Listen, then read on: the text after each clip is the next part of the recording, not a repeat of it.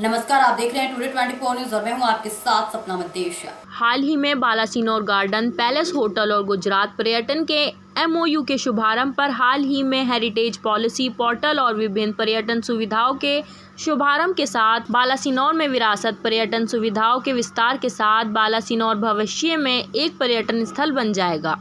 विश्व प्रसिद्ध dinosaur park Balasinor से सिर्फ 15 किलोमीटर की दूरी पर स्थित है और बालासिनोर एक ऐतिहासिक नवाब साम्राज्य था। ऐतिहासिक साम्राज्य और क्षेत्र में विश्व प्रसिद्ध डायनासोर पार्क के संयोजन से बालासिनोर में पर्यटन की अपार संभावनाएं दिखाई देती हैं और बालासिनोर के नवाब साहब सलालुद्दीन बॉबी ने प्राप्त जानकारी के अनुसार हाल ही में गुजरात राज्य पर्यटन के साथ मुख्यमंत्री भूपेंद्र भाई पटेल की उपस्थिति में MOU किए गए, जिसमें बालासिनोर गार्डन पैलेस भी शामिल है। नई हेरिटेज नीति पोर्टल डिजिटल इंडिया की अवधारणा को सुविधाजनक बनाने और बढ़ावा देने के लिए एक विरासत पर्यटन स्थल बनाने के लिए बहुत उपयोगी होगा। मुख्यमंत्री ने यह भी विश्वास व्यक्त किया कि यह समझौता ज्ञापन गुजरात में विरासत पर्यटन को गति देगा और गुजरात को विश्व पर्यटन के मानचित्र पर एक पसंदीदा गंतव्य बना देगा।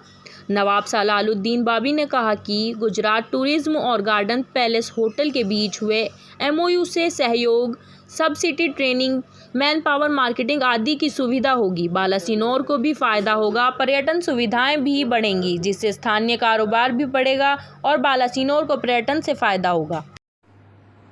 गुजरात टूरिज्म और गुजरात सरकार की जो हेरिटेज टूरिज्म पॉलिसी जो लॉन्च की है, इसके अंतर्गत हम गार्डन पैलेस ने भी एक MOU साइन किया है।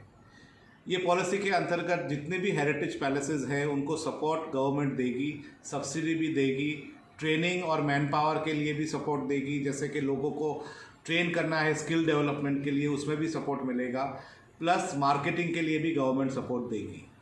बालासिनोर को और महिसागर ज़िले को इसका डायरेक्ट फ़ायदा ये होगा कि गार्डन पैलेस डेवलप होगा। हम यहाँ पे एक म्यूज़ियम बनाना चाह रहे हैं, रूम्स एडिशन करना चाह रहे हैं, एक रॉयल बैंक्वेट बनाना चाह रहे हैं और बेसिकली दूसरी टूरिज़्म रिलेटेड फैसिलिटी यहाँ पे बनाना चाह रहे हैं।